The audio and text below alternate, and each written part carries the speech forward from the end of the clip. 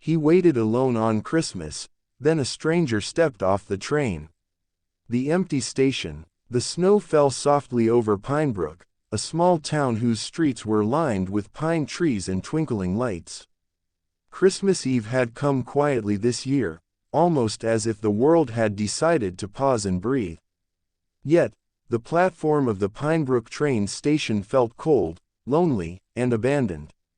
Thomas Harper, a tall man with a heavy coat and tired eyes, sat on an old wooden bench, hands wrapped tightly around a wool scarf. His eyes scanned the tracks, almost obsessively, though he didn't expect to see anyone. Life had taught him that waiting often led to disappointment. This year had been especially cruel. Thomas's family had moved across the country years ago, leaving him in this quiet town. His holidays had been spent alone, with only the snow as company. Yet, here he was, holding a small, mysterious letter that had arrived a week ago. Meet me at Pinebrook Station on Christmas Eve. You will know what to do. A friend. No name, no return address, only a request that made his heart pound with curiosity. As he waited, memories of Christmases past flooded his mind, the laughter, the warmth, the excitement. For a moment, he imagined children running through a cozy home, the scent of cookies baking in the oven, carols playing softly in the background. He had missed that world, and he had missed it dearly. The distant sound of a train whistle broke his thoughts. His heart leapt. Perhaps this was the moment the letter promised. The stranger arrives. The train hissed to a stop, releasing clouds of steam into the cold night. Families poured out, children squealing, couples clutching each other. Thomas felt a pang of loneliness. None of them were here for him. Then, through the crowd, he saw her.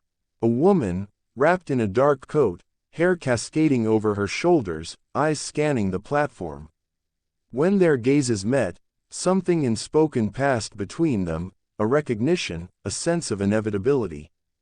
"Thomas Harper?" she asked softly. "Yes," he replied. "That's me. I'm Emily," she said, offering her hand. "I'm supposed to meet you here." Thomas blinked, overwhelmed. Her presence felt like a warm light piercing through a long, dark tunnel. They walked together toward the small station cafe. Inside, the smell of fresh bread and roasted coffee beans wrapped around them like a comforting blanket.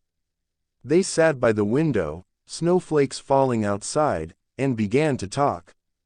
Emily explained she had received a similar letter, telling her to meet someone who needed her help. She had no idea who Thomas was. And yet, here she was. Christmas miracles. Over hot chocolate and pastries, Thomas and Emily shared their stories. Thomas spoke of his lonely years in Pinebrook, the holidays spent in silence. Emily talked about growing up in the city, feeling disconnected and yearning for something meaningful. The connection was immediate. It wasn't just curiosity, it was understanding. Two strangers, brought together by fate, finding warmth in the coldest night of the year. Hours passed, stories unfolded, laughter replaced tension, and for the first time in years, Thomas felt alive again. They decided to take a walk through the town, following streets lined with snow and twinkling lights.